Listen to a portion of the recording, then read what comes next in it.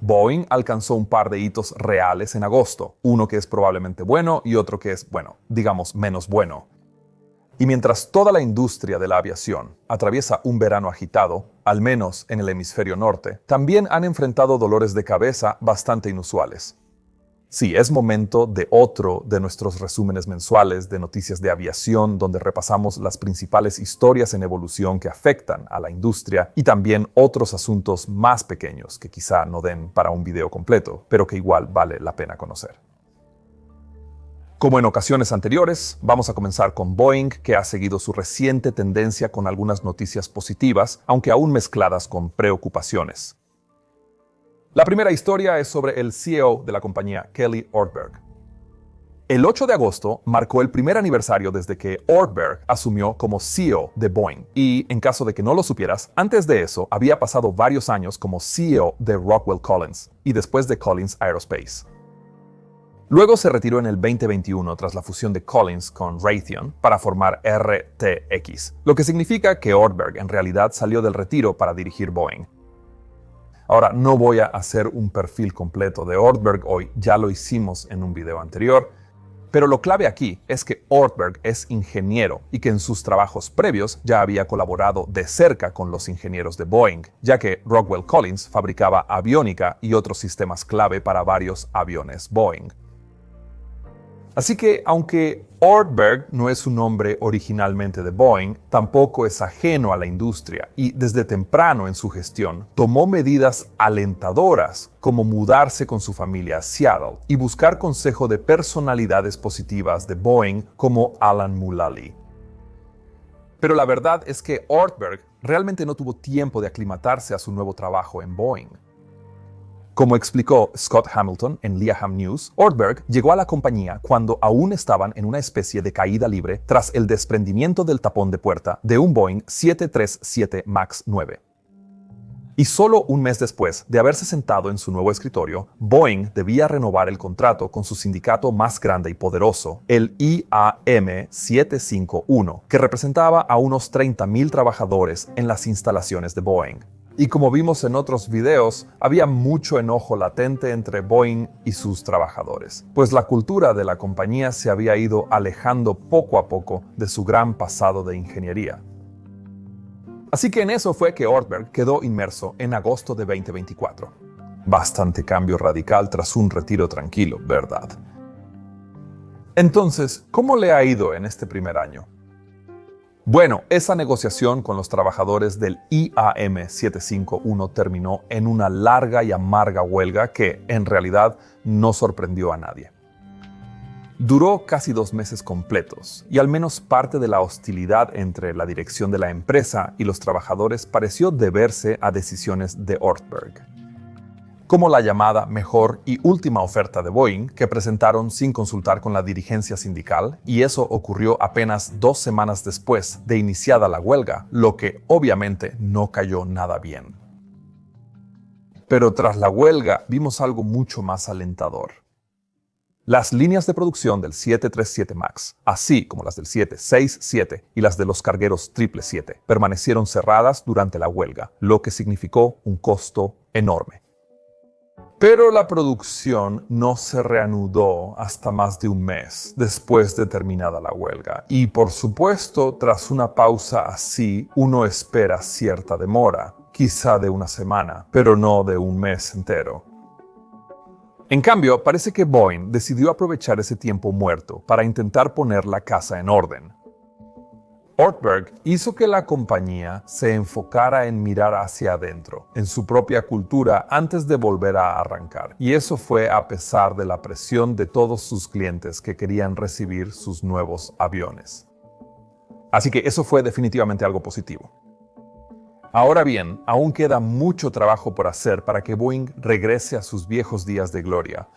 Por ejemplo, todavía tienen otros contratos sindicales que deben atender y no han certificado su 737 MAX 7, que es la variante más pequeña, ni el 737 MAX 10, que es la más grande. Y además de eso, también está el 777-9 y el resto de la familia 777X, todos con aerolíneas clientes que cada día se muestran más impacientes.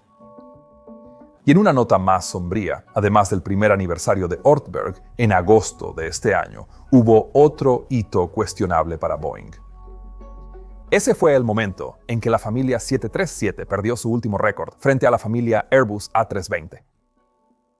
Según Bloomberg, en algún momento de agosto, no sabemos exactamente cuándo, la familia Airbus A320 superó al 737 como el avión comercial más entregado de la historia. El Airbus A320 ya estaba por delante del 737 en pedidos totales y también en entregas anuales, pero el hecho de que el 737 entró en producción unos 20 años antes que la familia Airbus A320 lo mantenía a la cabeza en entregas acumuladas hasta agosto de 2025. Ahora, Boeing había acumulado una ventaja de 1.500 aeronaves en esas dos primeras décadas que Airbus acaba de borrar. Y esto sugiere que Boeing ahora realmente necesita un reemplazo del 737, lo cual es otra tarea clave para Ortberg en los próximos años. Pero como mencioné antes, también hubo noticias positivas para Boeing, que de hecho llegaron en agosto. El día 25, Korean Air y Boeing anunciaron el mayor pedido único en la historia de la aerolínea. 103 aviones divididos entre el 737-10, el 787, el 777-9 y el carguero 787-8F. Y eso además de un pedido de 40 aviones Boeing que Korean Air ya había hecho en marzo pasado. Más importante aún, a inicios de agosto hubo noticias de que Boeing estaba en conversaciones para un pedido todavía mayor desde China, lo que sería un acuerdo enorme. Eso porque Boeing ha estado prácticamente excluida de las ventas de aviones en China por casi una década. Aunque sí hubo algunos pedidos en ese tiempo, apenas 30 aeronaves desde 2019. Pero en ese mismo periodo, Airbus consiguió pedidos por cientos de aviones en China, incluyendo un solo encargo de casi 300 aviones en 2022. Disputas comerciales y tensiones geopolíticas más amplias han mantenido a las aerolíneas chinas lejos de encargar aviones Boeing y hasta las entregas de aeronaves ya ordenadas parecían dudosas hasta hace poco, con la crisis del 737 MAX sin ayudar en nada. Pero esto ahora podría estar cambiando. Según Bloomberg, el acuerdo que Boeing está discutiendo con China podría ser por hasta 500 aeronaves. Y claro, todavía podría venirse abajo, pero si no, sería una señal de que la suerte de Boeing en China finalmente empieza a cambiar. ¿Y si ese es el caso, sería solo coincidencia? Bueno, probablemente no. Primero, hay más noticias que indican que Airbus también ha estado en conversaciones para un pedido en China por otras 500 aeronaves. Así que, en efecto, los dos fabricantes podrían terminar compartiendo el próximo gran pedido del país que involucraría a varias aerolíneas. Y en segundo lugar, como Liham News ha señalado desde hace tiempo, China necesita a Boeing casi tanto como Boeing necesita a China. Verás, China es un mercado de aviación enorme y aun si quisieran castigar a Boeing por razones geopolíticas, la realidad es que no pueden hacerlo para siempre. Airbus y el fabricante local Comac simplemente no pueden producir aviones lo bastante rápido para cubrir la demanda de China. Y como Comac todavía depende mucho de proveedores extranjeros para fabricar sus aviones, esta interdependencia difícilmente cambiará en el futuro cercano. Así que las conversaciones sobre Boeing vendiendo 500 aviones a China cuentan solo parte de la historia, pero como en muchas de aviación, todo depende del ángulo desde donde se mire. Y para tener una visión más clara mientras investigábamos esto, recurrimos a nuestro patrocinador, Ground News. Te muestro cómo funciona. Cuando buscamos ventas de aviones Boeing, apareció esta historia específica con más de 50 artículos y, a simple vista, vemos que el 23% viene de conglomerados mediáticos y solo el 8% de medios estatales. Ground News hace muy fácil ver cómo cambia la cobertura dependiendo de la inclinación política. Por ejemplo, el Sherwood News, de tendencia izquierdista, resalta el ángulo comercial, enfocándose en la recuperación de Boeing tras la cercanía de Airbus, con un acuerdo similar, mientras que el Straits Times, más a la derecha, lo presenta como un movimiento estratégico hacia un gran acuerdo con China. Mismo evento, ángulos muy distintos. Ground News también te permite revisar la veracidad de cada medio y su propiedad, facilitando saber en qué confiar. Y si miras mi feed personalizado de Mentour, reúne todas las noticias de aviación y aeroespaciales de las que normalmente hablo. Es genial. Así que, si quieres la visión completa y no solo los titulares más ruidosos, entra a ground.news/mentour abajo o escanea este código QR. Eso te dará un enorme 40% de descuento en el plan que yo uso. Son solo $5 al mes por tiempo limitado. Muchas gracias a Ground News por patrocinar este video. Ahora, sigamos. Un quinto triple 7-9 se unió a otros 4 aviones de prueba en el esfuerzo por lograr que ese modelo finalmente se certifique, ojalá antes de que termine el año. La compañía también trabaja de cerca con la FAA para implementar planeación basada en escenarios como estrategia que permita aumentar la producción del 737 MAX por encima de 38 aviones al mes. En lenguaje sencillo, eso significa que Boeing está evaluando distintos escenarios hipotéticos para ver cómo enfrentarían problemas de producción si se les permitiera fabricar 737s más rápido. Y para ello trabajan muy de cerca con la FAA, que revisa sus cifras y añade sus propios requisitos. Por ahora, ese límite de 38 737s por mes sigue vigente y hasta hace unos meses Boeing en realidad no podía producir aviones más rápido que eso. Pero eso ya cambió. Boeing alcanzó ese ritmo en verano, meses antes de lo previsto, y ha prometido entregas más rápidas a sus clientes como resultado. Nuestra siguiente historia se centra en un incidente en vuelo aparentemente menor, pero potencialmente importante que involucró al vuelo 856 de Air China. Se trataba de un Boeing 777-300ER de 13 años que volaba de Londres Heathrow en el Reino Unido hacia Pekín en China el 26 de agosto. El vuelo llevaba 251 pasajeros y 15 tripulantes a bordo, y, según Aviation Herald, sufrió una falla de motor en ruta que los obligó a descender de nivel de vuelo 350 a nivel de vuelo 240. Luego, obviamente, tuvieron que desviarse para manejar el motor dañado y como Air China sobrevuela Rusia, terminaron aterrizando en el aeropuerto de Nizhnevartovsk en Siberia. Por fortuna, otro Boeing 777-300ER de Air China pudo volar hasta allí y recoger a los pasajeros varados, muchos de ellos británicos que, presumiblemente, estaban algo nerviosos por quedar atrapados en Rusia de manera inesperada. En total, esos pasajeros y la tripulación pasaron solo unas 13 horas en Rusia antes de salir y llegar sanos y salvos a Pekín. Así que todo terminó bien, excepto por el Boeing 777 dañado que sigue varado en Siberia. Y eso es un pequeño problema, porque las sanciones siguen afectando a Rusia desde la escalada de la guerra en Ucrania en 2022. Y debido a eso, muchas aerolíneas evitan por completo el espacio aéreo del país, lo que implica volar más lejos y gastar más combustible. Pero algunas aerolíneas, incluidas las chinas y unas pocas más, siguen sobrevolando el país. Y de hecho, últimamente han surgido preguntas aún más interesantes sobre Rusia y su industria aeronáutica. Verás, Boeing dejó de comprar titanio a Rusia en 2022, lo que significó renunciar a una empresa conjunta con el mayor productor de titanio del país, BSMPO Avisma. Pero Rusia no detuvo las exportaciones de titanio a Estados Unidos ni a otros países que aplican sanciones. Y la última noticia es que BSMPO Avisma ahora espera reanudar exportaciones de titanio y que se restablezca su empresa conjunta con Boeing. Entonces, ¿eso es probable?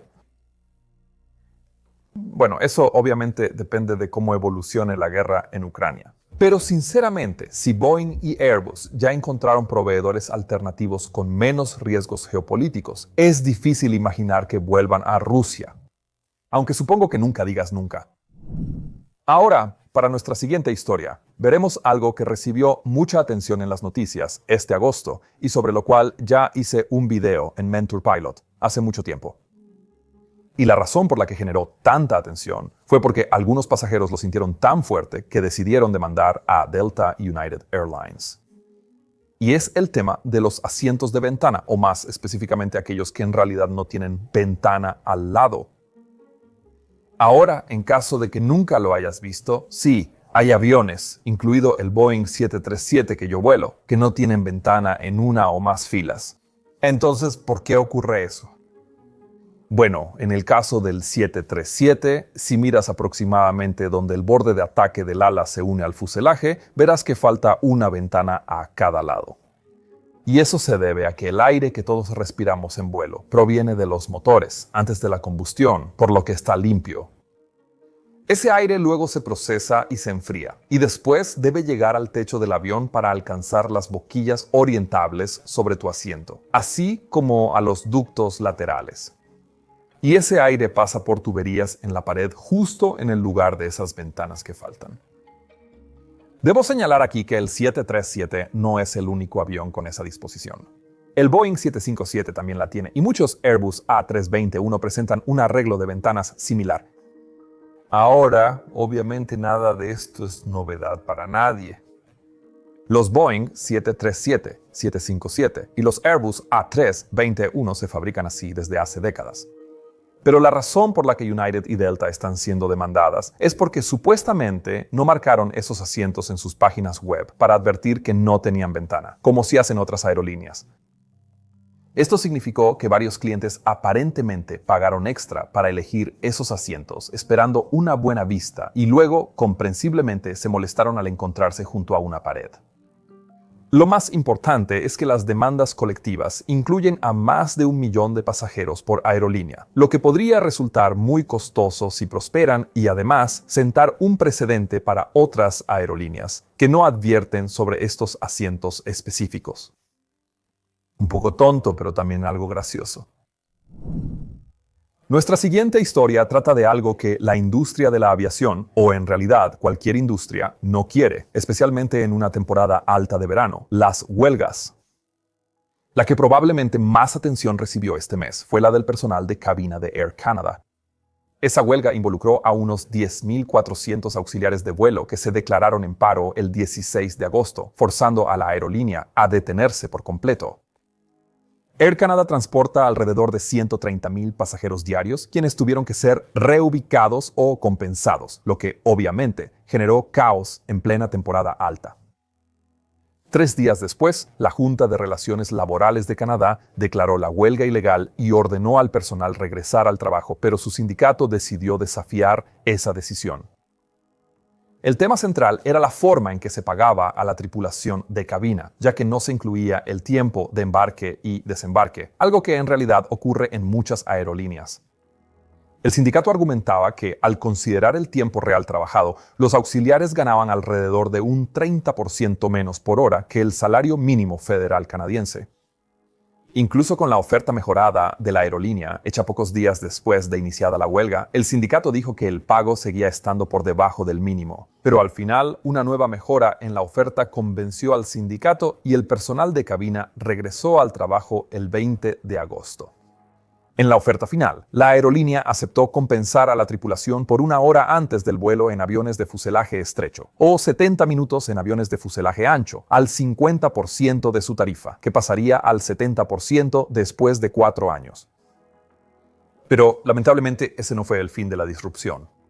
Verás, toma tiempo volver a poner todo en marcha después de un paro así. Y Air Canada estimó que necesitaría 10 días tras el fin de la huelga para volver a la normalidad. Así que, en total, la huelga probablemente afectó a más de 1 millón de pasajeros.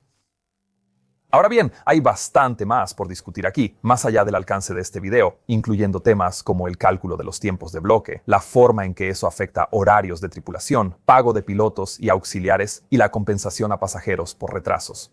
Así que dime en los comentarios si quieres que haga un video aparte sobre eso. Y ya que estás ahí abajo, asegúrate también de dar like y suscribirte al canal. De todos modos, las huelgas de verano no afectan solo a Air Canada o a las aerolíneas. Trabajadores de Airbus en el Reino Unido también anunciaron a mediados de agosto que en septiembre harán una huelga de 10 días si el fabricante europeo no mejora su oferta salarial. Este sindicato, UNITE, representa a unos 3.000 mecánicos e ingenieros cuya labor en Airbus es fabricar las alas de los aviones. De hecho, todas las alas de Airbus se hacen en el Reino Unido, salvo algunas que se ensamblan en China. Ahora, Airbus afirma que ya hizo una oferta competitiva a sus trabajadores, pero el sindicato obviamente no está de acuerdo, alegando que la inflación y el costo de vida afectan a sus miembros mientras Airbus registra buenas ganancias. Así que, si no hay acuerdo, la primera huelga ya habrá ocurrido para cuando veas este video y continuará de forma intermitente. Así que eso por Airbus, pero Boeing tampoco está libre de preocupaciones por huelgas. Como explicó Ben en el resumen de noticias de julio, este año tocaba negociar al sindicato IAM 837 de Boeing.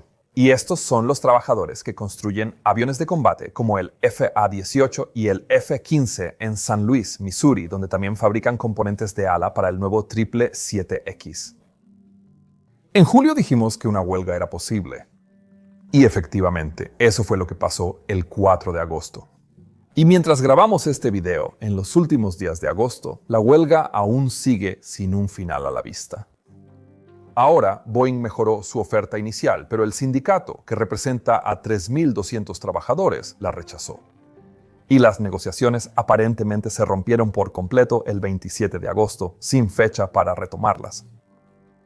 Esperemos que esto ya haya cambiado cuando veas este video. Pero en cualquier caso, el CEO de Boeing afirma que esta huelga es mucho menos disruptiva que la que enfrentaron el año pasado. Nuestra historia final trata sobre la naturaleza cambiante del mercado de aerolíneas de bajo costo y ultra bajo costo en Estados Unidos.